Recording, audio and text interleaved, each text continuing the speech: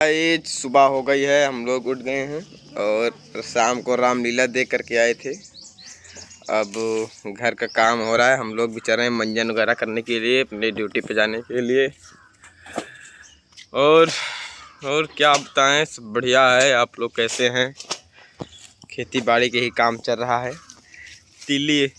तीली सुखा रहे हैं, गुड्डी है एंड बुड्ढी तीली सुखा रहे हैं। और इधर ये हमारा घर है, आप लोग देखे होंगे अगले वीडियोस में। ये हमारा घर है कच्चा वाला। क्या करें यार, पैसा नहीं है, कहाँ बनवाएंगे हम।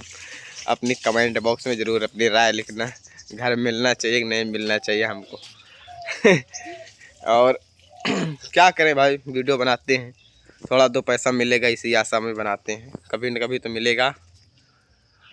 और यही सब है, स्थिति हमारी चल रही है। और अम्मा जी हैं, वो नहीं जो हो रहा है वहाँ पर हैं, और कपड़ा वगैरह सुखा रहे हैं सब। और विनय भाई वहाँ पर हैं, वहाँ नीम का दातून तोड़ रहे हैं।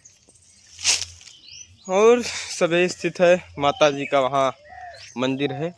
और ये मंदिर हमने 3 साल पहले ही बनवाया था। बनवाया क्या था, वो मुहूर्त उसमें लगाते थे, पैसा थोड़ा दिक्कत है इसलिए नहीं लगा रहे हैं।